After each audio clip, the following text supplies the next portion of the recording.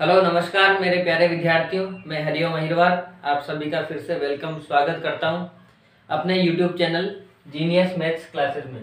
Students, अपन पढ़ रहे हैं 10th क्लास एनसीईआरटी की हिंदी मीडियम में मैथमेटिक्स, जिसमें अपना चौथा चैप्टर चल रहा है और चौथे चैप्टर में प्रश्नावली 4.3 अपन पढ़ने वाले हैं आज। इसमें क्या पढ़ेंगे अपन, देखो कि जो द्विघात समीकरण अपन पढ़ रहे थे उस द्विघात समीकरण के जो मूल होते हैं, अब हम उनको पहचानना सीखेंगे कि इसके जो मूल हैं वो अस्तित्व में है या नहीं है, और अगर अस्तित्व में है तो मूल दोनों अलग अलग बनेंगे या दोनों ही समान बनेंगे। ठीक है, तो देखिए ये द्विघात समीकरण आपके सामने है। अगर अपन मानक द्विघात समीकरण की बात करें, मानक, परीक्षा में ऐसा भी प्रश्न आता है कि मानक द्विघात समीकरण का रूप है, तो देखिए एक्स स्क्वायर का एक पद होता है, फिर एक एक्स का पद होता है और फिर एक अचर पद होता है। अपन ने पहले पढ़ा था। तो एक्स स्क्वायर का जो पद है उसका भी कोई एक गुणांक होता है, उस गुणांक को हमने a मान लिया। जो x का पद होता है उसका भी कोई गुणांक होता है, उसे हमने b मान लिया, और एक अचर पद हो गया c। तो ax square plus bx plus c बराबर 0। तो ये जो रूप है ये एक द्विघात समीकरण का रूप है और इसे हम कहते हैं मानक द्विघात समीकरण। क्या कहते हैं? मानक द्विघात समीकरण। ये लघुत्रात्मक या अति लघुत्रात्मक प्रश्नों में ये पूछ लिया जाता है कि मानक द्विघात समीकरण का रूप होता है, तो ये वाला आपको लिखना है। ठीक है, अब चलिए अपन इससे कंपैरिजन करते हैं। तो इस मानक द्विघात समीकरण का या द्विघात समीकरण का एक विविक्तिकर होता है। क्या होता है? एक विविक्तिकर होता है, और वो विविक्तिकर क्या होता है उसे हम डी से डिनोट करते हैं, क्योंकि विविक्तिकर को बोलते हैं डिमॉन्स्ट्रेशन। तो डिमॉन्स्ट्रेशन से शॉर्ट में लिख लिया डी, और वो डी क्या होता है कि जो बी है, इस बी का स्क्वायर, और इसमें से आपको माइनस करना है 4 इंटू ए इंटू सी, यानी कि b का स्क्वायर करके और उसमें से 4 इंटू ए सी को माइनस करना है। तो इसका जो आंसर आता है, इसकी जो वैल्यू निकल के आती है, उसे हम कहते हैं विविक्तिकर। क्या कहते हैं? विविक्तिकर। तो विविक्तिकर क्या हो गया? d बराबर बी स्क्वायर माइनस 4ac। इसे आपको याद कर लेना है। ठीक है, ये एक सूत्र है, d बराबर बी स्क्वायर माइनस 4ac। अब जब भी हमें मूलों की प्रकृति या मूलों का अस्तित्व हमें अगर पहचानना है, तब हम क्या करेंगे? इस d का मान निकालेंगे। तो d का मान कैसे निकालेंगे? देखिए, इस समीकरण के लिए, ये जो द्विघात समीकरण है इसके लिए हम d का मान निकालते हैं। ठीक है, देखिए d बराबर क्या होता है? b स्क्वायर, यानी कि b क्या है यहाँ पे? -7 है, तो -7 का क्या कर दो? स्क्वायर कर दो। फिर b स्क्वायर के आगे क्या है? माइनस है, फिर क्या है? 4 है, फिर इंटू में क्या है? a कितना अपने पास? 2। फिर देखिए c कितना है? 3।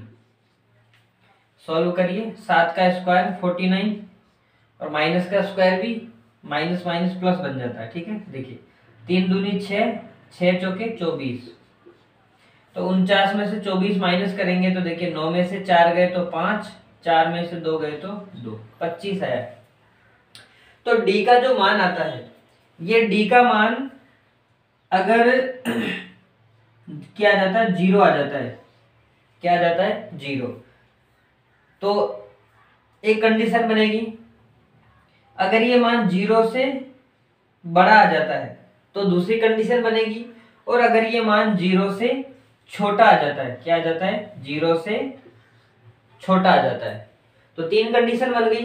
तो देखिए, जब पहली कंडीशन, ये जो d है, ये d का मान अगर 0 से बड़ा है तो उस कंडीशन में क्या होते हैं? 2 मूल बनते हैं। 2 मूल, यानी कि 2 मूलों का क्या हो जाता है? अस्तित्व हो जाता है। 2 मूल अस्तित्व में होंगे, और वो भी कौन से होंगे? वास्तविक। कौन से? वास्तविक, यानी कि उनको हल करेंगे तो वास्तव में 2 मूल निकल के आएंगे। ठीक है, और जब ये जो d है, ये d का मान 0 से छोटा नहीं, मतलब बड़ा नहीं है, और ये 0 ही आ गया, इसका मान कितना आ गया? तो 0 आ गया। तो इस कंडीशन में भी वास्तविक मूल निकलेंगे, लेकिन कौन से निकलेंगे? दो मूल निकलेंगे और दोनों ही क्या होंगे, समान निकलेंगे। दोनों ही मूल क्या होंगे, दो समान मूल निकलेंगे। कौन से, वास्तविक वाले।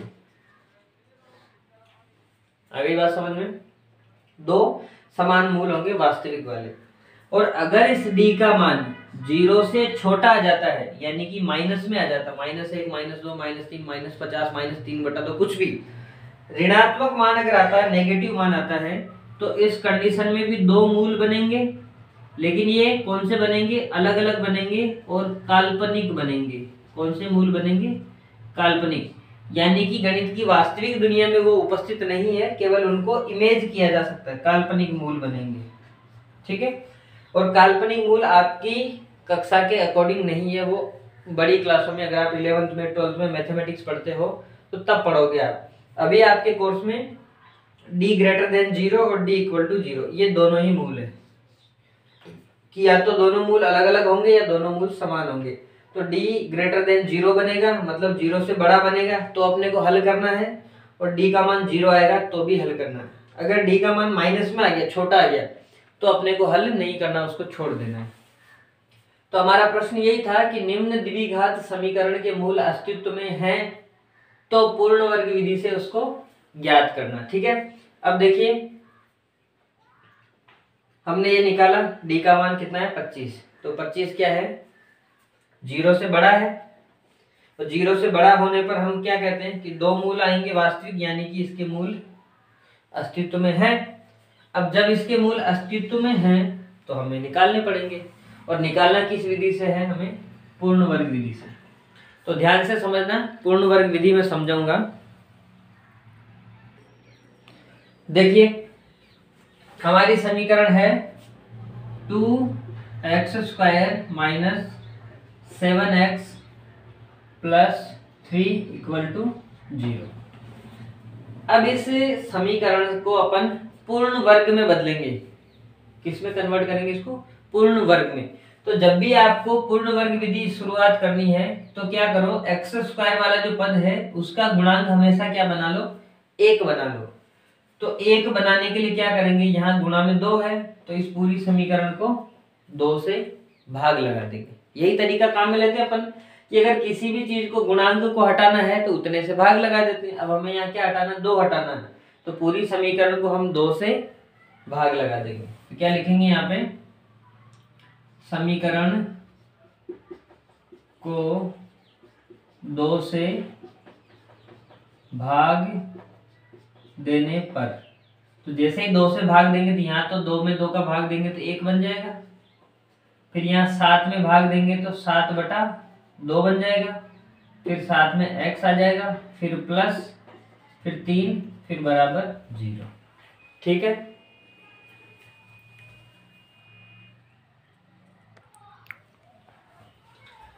देखिए तो x² ये हो गया, 7 के बटा में 2 आ गया, और 3 के भी बटा में क्या आ जाएगा, 2 आ जाएगा। ठीक है, यहां तक आने के बाद में फिर अपने को नया क्या करना है, देखना।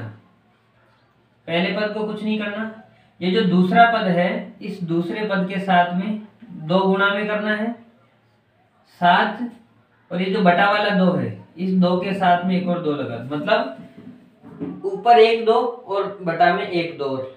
ठीक है, ये काम आपको हर सवाल में करना है, 2 ऊपर लिखना है और बटा में जो भी है उसके साथ में 2 लिखना। अगर 2 नहीं है तो 2 रख दो, और अगर कोई पद है तो उसके साथ 2 से गुणा करके लिख दो। ठीक है, फिर क्या करना है कि इस 2 के अलावा जो आपके पास ये बन रहा है, इस 2 के और x के अलावा जितने भी अंक है उनको आपको क्या करना है, एक बार प्लस में, तो 2 × 2 कितना, 4 हो गया, और एक बार आपको क्या करना है, माइनस में।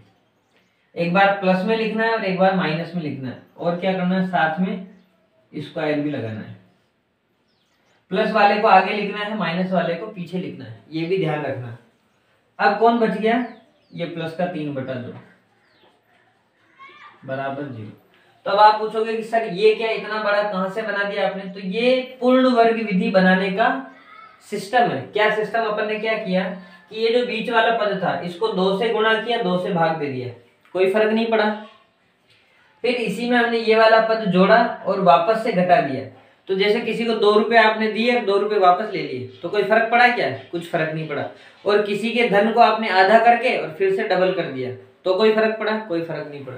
तो वही काम अपन यहाँ करते हैं कि इस वाले पद को डबल किया, फिर 2 से भाग लगा के आधा कर दिया, और ये हमने 2 रुपए दिए और 2 रुपए वापस काट लिए, तो यानी कि ये वाला पद प्लस किया और ये वाला पद माइनस कर दिया, और जो बच रहा था वो लिख दिया। तो ये करने से क्या होता है कि फर्स्ट वाले जो 3 पद होते हैं ये अपने a प्लस बी का होल स्क्वायर वाला रूप बन जाता है। तो देखिए a प्लस बी का होल स्क्वायर रूप कैसे बनेगा कि यहां से x, पहले पद का x और तीसरे पद का जो है वो 7/4, और बीच वाले पद का चिन्ह लेना। क्या लेना? बीच वाले पद का चिन्ह। माइनस है तो माइनस, प्लस है तो प्लस। देखिए पहले पद से x, तीसरे पद से 7/4 और बीच वाले पद से माइनस को लिया और कोष्टक पे स्क्वायर बना दो, यानी कि तीनों पद सिमट के ये बन गए x माइनस या a माइनस बी का होल स्क्वायर। अगर इसको अपन ओपन करते तो देखो a स्क्वायर माइनस 2ab और प्लस ये b का स्क्वायर, ठीक है। तो a माइनस बी का होल स्क्वायर बन गया। अब जो लास्ट के 2 पद बच रहे हैं उनको आप सोल्व कर लो। तो देखिए माइनस 7 का स्क्वायर 49, 4 का स्क्वायर 16 और आगे है प्लस 3/2, ठीक है, ऐसे बन जाएगा।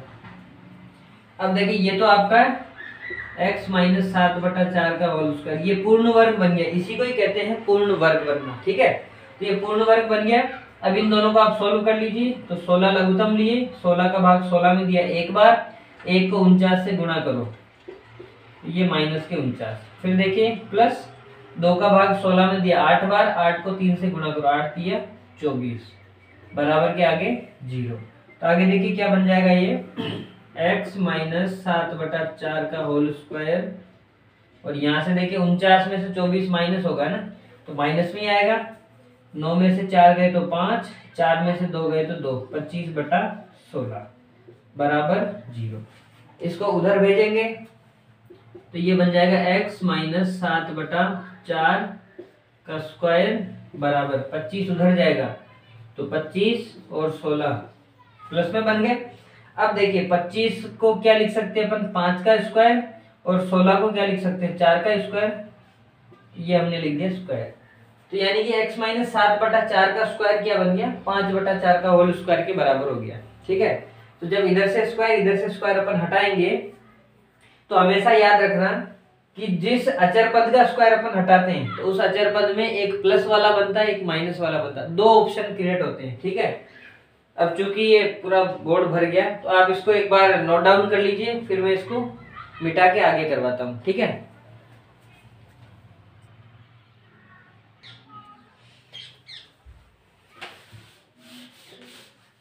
तो देखिए आगे क्या बन जाएगा,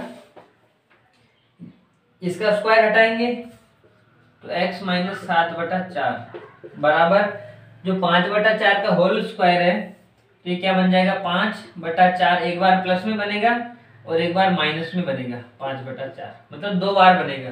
तो एक बार इसको लेंगे, एक बार इसको लेंगे, तो 2 पार्ट हो गए, यानी कि x माइनस 7/4 बराबर 5/4। और अब माइनस को लेंगे तो x माइनस 7/4 बराबर में माइनस के 5/4, यानी इसके बराबर में एक बार ये और इसके बराबर में एक बार ये, 2 पार्ट हो गए। तो 2 आंसर बन जाएंगे अपने। तो देखिए इसको उधर भेजेंगे, पक्षांतरण करेंगे, x बराबर 7/4 इधर आएगा, 5/4 पहले है, ये आएगा तो 7/4। दोनों को हल करेंगे, 4 लघुत्तम तो 5 + 7 12, x बराबर हो गया 12/4। 12 में 4 का भाग दिया तो x बराबर आ गया 3। एक तो मूल अपना ये हो गया।